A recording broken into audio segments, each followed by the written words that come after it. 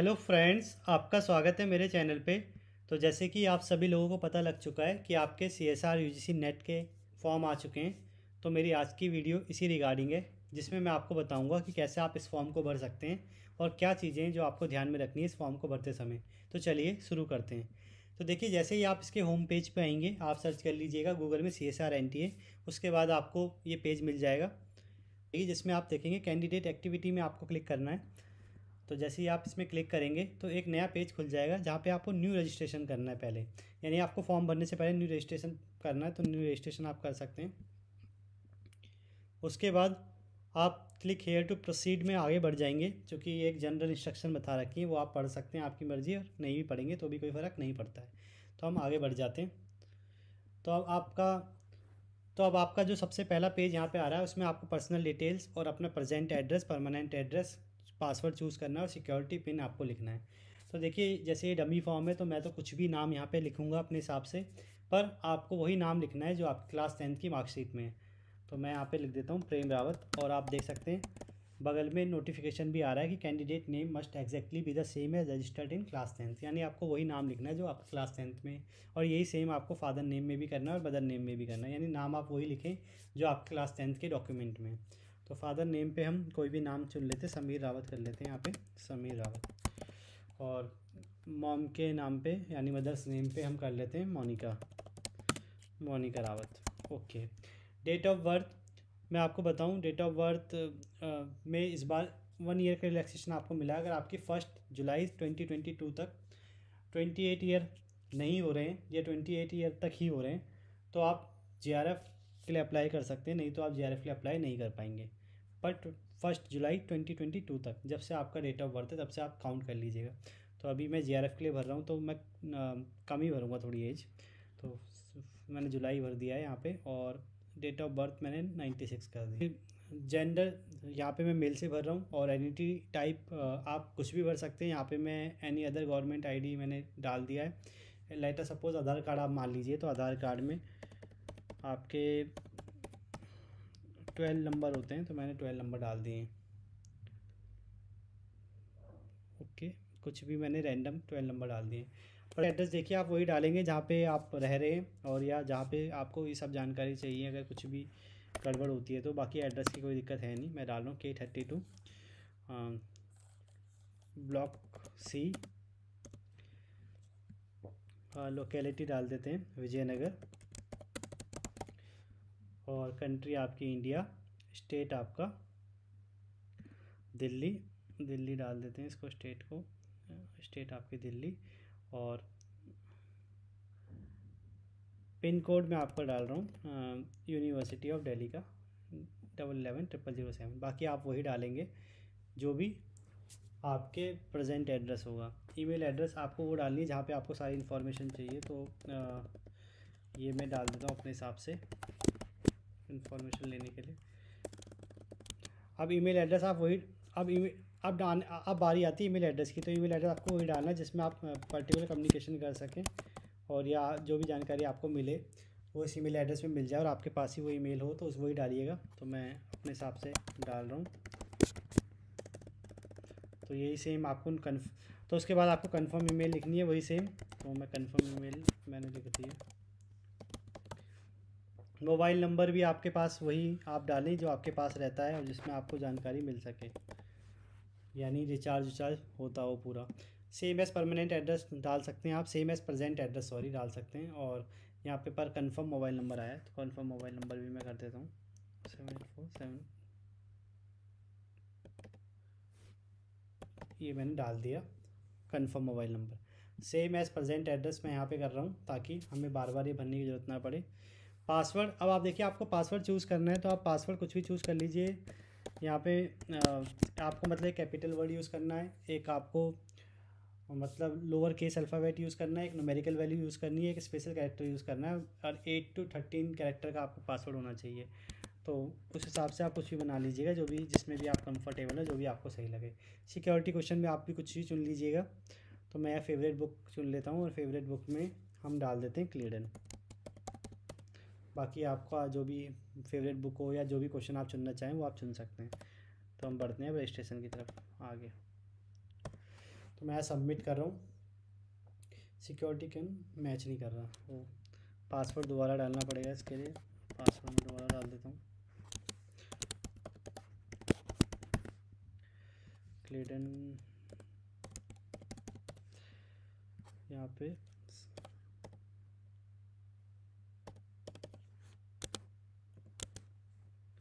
Submit किया मैंने। Security pin फिर मैच नहीं कर रहा है।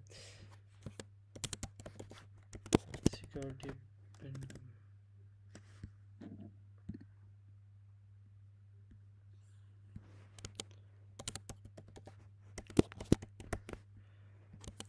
तो दोबारा पासवर्ड डाल के मैंने सिक्योरिटी पिन चेंज करने की कोशिश की है ताकि हमारा ये काम अब की ईजी हो जाए। तो देखते हैं इस बार क्या होता है। सबमिट। तो अब देखिए आपको ऑप्शन आ रहा है कि एक बार आप चेक कर लीजिए सब कुछ। यहाँ पे चेक लिस्ट है, तो देखिए मैं तो कुछ चेक करने वाला नहीं क्योंकि ये डमी फॉर्म है। बाकी आप ज़रूर चेक करिएगा अपना फॉर्म और ये सब चीज़ें चेक कर लीजिएगा। आपका नेम आपका ठीक डला है कि नहीं, gender, address, date of birth, father name और mobile number, email ID, mother name, ये आपकी ठीक डली है कि नहीं, ये आप ज़रूर चेक कर लीजिएगा। बाकी मैं ये सब चीज़ें चेक नहीं कर रहा हूँ क्योंकि मेरा डमी फॉर्म है, पर आपको ज़रूर चेक करना है, मैं बार बार ये बोल रहा हूँ। फिर आप सबमिट करेंगे इसे, तो हम आगे बढ़ते हैं। सबमिट कर दिया हमने। तो अब एक मैसेज आया होगा आपके मोबाइल में, आपको वो OTP लिखना है ताकि ये सबमिट हो सके। तो मेरे मोबाइल में आ चुका है मैसेज, तो मैं उस हिसाब से OTP लिख देता हूँ 554694। ओके, मैंने सबमिट कर दिया है, तो रजिस्ट्रेशन हो गया है। अपडेट पासवर्ड भी कर देते हैं। चलो अब मैं एप्लीकेशन फॉर्म आगे भर रहा हूँ, तो अब आप आगे देख सकते हैं। तो देखिए जो आपकी पर्सनल डिटेल थी वो दोबारा आ गई हैं। उसमें बस आपको कुछ कुछ चीज़ें ऐड करनी है। नेशनलिटी ऐड करनी है, मैंने इंडियन कर दिया। कैटेगरी देखिए अब की बार मैं फॉर्म जनरल से नहीं भरता हूँ क्योंकि हर बार मैं जनरल से भरता हूँ तो आपको वो चीज़ पता नहीं लग पाती कि OBC में, SC में, ST ST में, यानी मतलब जितनी डिफरेंट कैटेगरीज़ है उसमें आपको सर्टिफिकेट चाहिए कि नहीं चाहिए।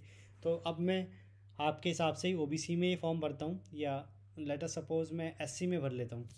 SC में ये फॉर्म भरता हूँ और देखते हैं हम लास्ट में हमें सर्टिफिकेट की ज़रूरत पड़ती है या नहीं, तो उससे हमें आइडिया पता लग जाएगा। तो PWD कैंडिडेट हम नहीं है तो इसको मैं नो कर देता हूँ। डायबिटिक पेशेंट भी हम नहीं है तो उसको भी नो कर देते हैं। फैमिली इनकम हम कुछ भी डाल देते हैं। ओके, सिक्योरिटी पिन फिर डालना है हमको, सिक्योरिटी पिन डालते हैं, नेक्स्ट कर दिया। बाकी आप वही कैटेगरी भरिएगा जिसमें आप एलिजिबल हो और जिसको आप प्रूफ कर सकें। आधार कार्ड यस कर देते हैं, आगे बढ़ते हैं।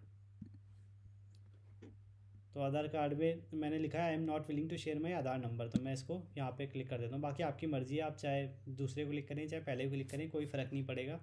और ये मैंने करके देखा हुआ है तो इसमें कोई दिक्कत नहीं है, आप कुछ भी कर सकते हैं। चाहे आपकी मर्ज़ी आप शेयर करें, चाहे आपकी मर्ज़ी नहीं शेयर करें, चाहे आपकी मर्ज़ी है कि आप सिर्फ वेरिफिकेशन तक शेयर करें, तो ये सब आपकी मर्ज़ी है। तो आप कोई सा भी ऑप्शन चुनेंगे तो कोई दिक्कत नहीं होगी। तो हम आगे बढ़ते हैं अब। ओके, ये आप कन्फर्म करके हम आगे बढ़ते हैं। कन्फर्म, आगे बढ़े।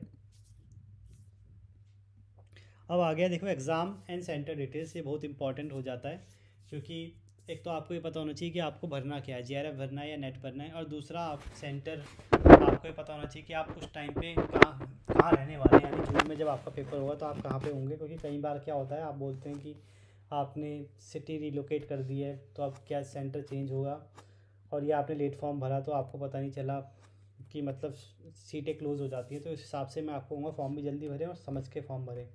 पहले तो अप्लाई करते हैं हम GRF के लिए। अप्लाई अगर आप करते हैं, देखिए दो ऑप्शन आ रहे हैं, GRF और लेक्चरशिप। तो देखिए अगर आप GRF के लिए अप्लाई करते हैं और आप GRF की कट ऑफ को पार कर लेते हैं तो आपको नेट का सर्टिफिकेट मिलेगा प्लस GRF का सर्टिफिकेट मिलेगा। दूसरी कंडीशन, अगर मानिए आप GRF के लिए अप्लाई करते हैं पर सिर्फ आप नेट की कट ऑफ पार करते हैं, GRF की नहीं कर पाते, तो आपको नेट का सर्टिफिकेट तब भी मिलेगा पर GRF का सर्टिफिकेट नहीं मिलेगा। पर हाँ, अब अगर आप नेट का लिए अप्लाई करते हैं यानी नेट का ऑप्शन चुनते हैं, यानी लेक्चरशिप का ऑप्शन चुनते हैं, तो अगर आप नेट की कट ऑफ पार कर लेते हैं तो आपको नेट का सर्टिफिकेट मिलेगा। और अगर आप GRF की कट ऑफ पार कर लेते हैं तो भी आपको नेट का ही सर्टिफिकेट मिलेगा क्योंकि आपने अप्लाई सिर्फ लेक्चरशिप के लिए किया है। तो इसलिए सबसे अच्छी बात होती है कि आप GRF के लिए अप्लाई करें अगर आप अप्लाई कर पाते हैं तो, क्योंकि कभी कभी ऐसा है कि आपकी एज क्या पता ज़्यादा हो तो नहीं अप्लाई कर सकते, इसलिए। पर जनरल केस में सबको यही कहूँगा आप एक ही ऑप्शन चुनें, GRF, अगर आपकी एज GRF के अंदर आती है तो। नेट में हम केमिकल साइंस का मैं आपका एग्जांपल दे रहा हूँ। स्पेशलाइजेशन आपकी मर्ज़ी है, आप कुछ डालें नहीं डालें, इससे कोई फ़र्क नहीं पड़ता है, कोई दिक्कत नहीं है। अदर्स मैं आपको करके दिखा देता हूँ, ताकि आप बीच में भी कंफ्यूज रहते हैं ना कि सर कि ये दिक्कत आ रही है, मैं इनऑर्गेनिक डालूँ फिजिकल डालूँ, कुछ मत डालो, आप अदर्स लिख दो। फर्स्ट चॉइस देखो, आप medium of question paper English कर देता हूँ मैं, आपकी मर्ज़ी है हिंदी करें इंग्लिश करें, दोनों में आपको पेपर देखने को मिल जाएगा, इसमें कोई दिक्कत है नहीं। Choice of examination Delhi NCR सबसे पहले डाल देते हैं, जो भी आ रहा है, क्योंकि हम तो डमी फॉर्म भर रहे हैं, बाकी आप अपने हिसाब से वो भरिएगा जहाँ आप अवेलेबल हो या जहाँ आप इजीली फॉर्म को पेपर देने जा सकें। तो मैंने कुछ भी जो पहला ऑप्शन आया वो डाल दिया है। फादर का ऑक्यूपेशन आपकी मर्ज़ी, आप कुछ भी डालें यहाँ पे, देखो फ़र्क नहीं पड़ता है। कुछ ऐसे क्वेश्चन हैं जो मतलब ज़्यादा इफेक्ट डालेंगे नहीं, ना इनका कोई प्रूफ माना जाता, फिर भी आप देख के भर लीजिएगा। मैं यही कहूँगा, अगर आपको तो पता ही है आपका क्या ऑक्यूपेशन है फादर का और क्या कहाँ तक वो पढ़े हैं, तो आप सही भर सकते हैं। बाकी अगर आपने पीएचडी में आप एनरोल हैं ऑलरेडी, तो आप यस कर दीजिएगा, और नहीं है तो आप नो करेंगे। यस करेंगे तो आपको लिखना पड़ेगा किस यूनिवर्सिटी से आप बिलोंग करते हैं और कब आपका एडमिशन हुआ था। बाकी अगर नहीं है तो आपको यहाँ पे नो करना पड़ेगा, तो मैं नो कर देता हूँ। Whether you have completed master degree, तो देखिए यस कर दीजिएगा अगर कम्प्लीटेड है, और नो कर दीजिएगा नहीं कम्प्लीटेड है। तो नो कर देता हूँ, तो मैं दिखा देता हूँ, उसके बाद आपको कुछ लिखना पड़ेगा कि नहीं। तो देखिए आपको फिर ये होगा, whether you fair final year of master degree course और मास्टर डिग्री से रिजल्ट इज अवेटेड, तो यस कर दीजिएगा, नो है तो नो कर दीजिएगा। सिक्योरिटी पिन फिर डाल देते हैं, तो मैं सिक्योरिटी पिन डाल दूँ 6ST84, मैंने डाल दिया, सेव एंड नेक्स्ट। अब सॉरी स्पेशलाइजेशन, अच्छा अदर्स में आपकी स्पेशलाइजेशन क्या है? तो अदर्स के लिए लेट अस सपोज आप पॉलीमर साइंस है, आप पॉलीमर साइंस डाल दें, पॉलीमर साइंस डाल दी मैंने, 994250। देखिए मैं आपको दोबारा एक चीज़ बता दूं, आप ये जो चीज़ भरेंगे कि आप पीएचडी में है कि नहीं, आपने एमएससी की है कि नहीं, और आपके रिजल्ट अवेटेड है कि नहीं, आप अपने हिसाब से ही भरिएगा जो कंडीशन आपके साथ है, ऐसा नहीं कि आप कुछ भी भर दें, तो ये ध्यान रखिएगा। अब मैं सबमिट किया इसे, आगे आ गया, नेक्स्ट डेट आ गया, क्वालिफिकेशन डिटेल आपको डालनी है। तो देखिए पोस्ट ग्रेजुएशन सॉरी आप पास हैं तो पास डालिए, नहीं है तो नहीं है। तो देखिए अगर आप पास नहीं है तो रिजल्ट अवेटेड डालना पड़ेगा। तो अगर आपने पास डाला है तो आप फिर वो डालेंगे जिसमें भी आप पास आउट हुए हैं। तो मैं दिखा देता हूँ आपको, मैंने पास डाला है, तो यहाँ पे मैं लिख देता हूँ कि मैं पास हुआ हूँ, थोड़ा सा आ नहीं रहा है, 2000 मान लीजिए हम 17 में पास आउट हो गए। कोर्स मान लीजिए बीएससी ऑनर्स करिए, एग्जामिनेशन फ्रॉम इंडिया से करा है, यूनिवर्सिटी आप मान लीजिए सबसे पहली मैंने भर दी, बाकी आप वही भरेंगे जो आपका होगा। परसेंटेज, डेट ऑफ एडमिशन, देखिए डेट ऑफ एडमिशन एग्जैक्ट लिखने की जरूरत नहीं है, बस आपको मंथ पता होना चाहिए। मंथ तो जनरली सबको पता होता है, कब आपने एडमिशन लिया होता है वो भी पता होता है, तो आप वो लिख लीजिएगा। तो डेट ऑफ एडमिशन मैं यहाँ पे लिख रहा हूँ मंथ के साथ, तो मैं लिख रहा हूँ 1 जुलाई, और ग्रेजुएशन 2017 में हुई है तो एडमिशन हुआ होगा 14 में। टोटल मार्क्स मैंने बता दिए, 100 में से ऑब्टेन मार्क्स आए मेरे 78, तो परसेंटेज मेरी अपने आप आ गई 78। इंस्टीट्यूट नेम फिर वही जो भी मतलब आपको डालना है वो डाल सकते हैं, जिससे मतलब आप बिलोंग करते हैं वो आप डालेंगे, उसका एड्रेस आप डालेंगे। तो मैंने यूनिवर्सिटी ऑफ दिल्ली यहाँ पे डाल दिया है, pin code university of Delhi का 0007। पोस्ट ग्रेजुएशन का देखिए आप, अगर आप बीएससी में थे ऊपर तो आप नॉट एप्लीकेबल लिखेंगे यहाँ पे, अगर आप पास हैं तो पास लिखेंगे, अगर आप रिजल्ट अवेटेड वाले सेक्शन में भर रहे हैं यानी आप 3rd ईयर 4th ईयर में, तो आप रिजल्ट अवेटेड भरेंगे। तो मैं इसमें यहाँ पे लिख देता हूँ पास, पास में लिखेंगे तो ईयर ऑफ पासिंग आएगा। तो ईयर ऑफ पासिंग कब हुआ होगा 19 में, क्योंकि 17 में आपकी ग्रेजुएशन हुई है, तो 19 में हम मान लेते हैं कि हम पास आउट हो गए, तो मैं 19 का डाल रहा हूँ यहाँ पे। कोर्स स्ट्रीम एमएससी डाल रहा हूँ, एग्जामिनेशन फ्रॉम इंडिया डाल रहा हूँ, यूनिवर्सिटी जो भी पहली आ रही है दोबारा वो डाल रहा हूँ, बाकी आप वही डालेंगे जिससे आप बिलोंग करते हैं। परसेंटेज डाल रहा हूँ, डेट ऑफ एडमिशन फिर वही है कि अगर आपको कंफर्म नहीं पता तो सिर्फ आप मंथ सही से डालिएगा और ईयर सही से डालिएगा, बस बाकी कोई दिक्कत नहीं है इतनी। तो इसमें मैं डाल देता हूँ 2019 में एंट्री हुई होगी, 2019। यहाँ पे फिर मैं यूनिवर्सिटी ऑफ दिल्ली डाल रहा हूँ, और आपके मार्क्स में मैं यहाँ पे फिर 100 डाल रहा हूँ। आप अगर आपका सीजीपी का सिस्टम है तो आप यहाँ पे सीजीपी सिलेक्ट करेंगे, बाकी मैंने परसेंटेज सेलेक्ट किया है क्योंकि ये डमी फॉर्म है, तो उस हिसाब से आप कर लीजिएगा। इंस्टीट्यूट पिन कोड में फिर कुछ भी डाल रहा हूँ, आप वही डालिएगा जिससे आप बिलोंग करते हैं। यहाँ पे 41, ओके, सेव एंड नेक्स्ट। अब सेव है नेक्स्ट किया, कहाँ पे गड़बड़ आ रही है, हाँ गया। देखो अब एडिशनल डिटेल, अगर आप डॉक्टरेट स्टूडेंट है यानी आप पीएचडी कर रहे हैं तो आप यस करेंगे, और नहीं कर रहे तो आप नो करेंगे। यस करेंगे तो देखिए आपको लिखना पड़ेगा आप कहाँ से पीएचडी कर रहे हैं, कौन सा एग्ज़ाम दे के आपने एडमिशन लिया था, यानी कौन से ईयर में आपने एडमिशन लिया था वो ईयर लिखना पड़ेगा बस आपको। डिपार्टमेंट किस डिपार्टमेंट में आपने एडमिशन लिया है, डिपार्टमेंट केमिस्ट्री आएगा क्योंकि आपने सब्जेक्ट केमिकल साइंस चुना है इसीलिए। बाकी अगर नहीं है तो नो कर देंगे, बस कोई दिक्कत ही नहीं है, सारे ऑप्शन खत्म हो जाएंगे अपने आप। स्पेशलाइजेशन कुछ है तो लिखें, तो वही लिखेंगे जो पीएचडी कर रहे हैं, आप तो कर ही नहीं है तो आपको लिखने की ज़रूरत नहीं है। माइनॉरिटी कम्युनिटी से बिलोंग करते हैं, यस लिख देता हूँ मैं क्योंकि हमने एससी से ये फॉर्म भरा है, आपको याद हो तो। नेम ऑफ माइनॉरिटी कम्युनिटी क्या क्या हैं आप, सिख हैं, मुस्लिम है, बुद्धिस्ट हैं, क्रिश्चियन है, पारसी है, जैन है। तो मेरे को लग रहा है ये कुछ और है तो इसको हम नो कर देते हैं कि माइनॉरिटी कम्युनिटी कुछ और है ये, तो इसको नो कर देते हैं। बाकी अगर आप इनमें से किसी में बिलोंग करते हैं तो आप लिख देंगे।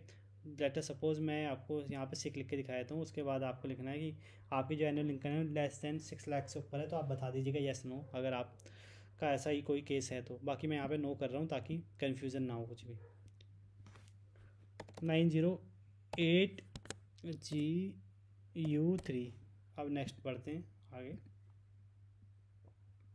तो देखिए अब 3 ऑप्शन यहाँ पे आ रहे हैं, एक तो आ रहा है कैटेगरी का, यानी कैटेगरी के लिए भी आपको कोई फाइल डालनी है और वो भी पीडीएफ फाइल डालनी है। क्यों डालनी है पीडीएफ फाइल, क्योंकि हमने जो फॉर्म भरा था वो किसके लिए भरा था, एससी कैटेगरी में। पहला ऑप्शन है आपका फोटोग्राफ का, सेकंड ऑप्शन आपका सिग्नेचर का, थर्ड ऑप्शन आपका कैटेगरी का। तो पहले ऑप्शन फोटोग्राफ में आप 10 से 200 KB की कोई भी फ़ोटो डाल दीजिएगा, मतलब कोई भी का मतलब है अपनी फ़ोटो डालेंगे, और वाइट बैकग्राउंड में डाल दे तो ज़्यादा अच्छा, बाकी किसी भी बैकग्राउंड में चल जाती है, पर वाइट बैकग्राउंड में लिखी हुई है तो वाइट बैकग्राउंड में ही आप डालने की कोशिश करें। तो वाइट बैकग्राउंड में आप फ़ोटो डालेंगे अपनी। उसके बाद आप सिग्नेचर डालेंगे अपने, जिसमें आपका सिग्नेचर में मिनिमम साइज़ 4 है और मैक्सिमम साइज़ 30 KB है।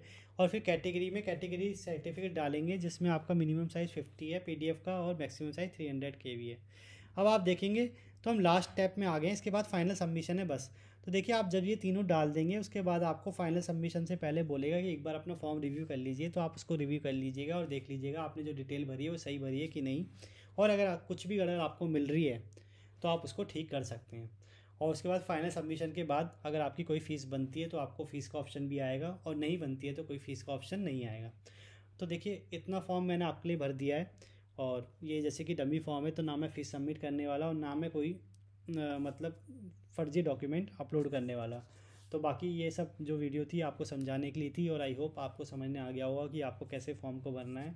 फिर भी मैं कहना चाहूँगा अभी भी इसके बावजूद कोई भी डाउट आपके मन में हो या कुछ भी आप पूछना चाहते हैं तो आप कमेंट बॉक्स में कमेंट कर देना या मुझे मेल कर देना। तो आई होप ये वीडियो आपको अच्छी लगी होगी। तो आगे ऐसी इन्फॉर्मेटिव वीडियो देखने के लिए चैनल सब्सक्राइब करें, वीडियो को लाइक करें और शेयर करें। Thank you.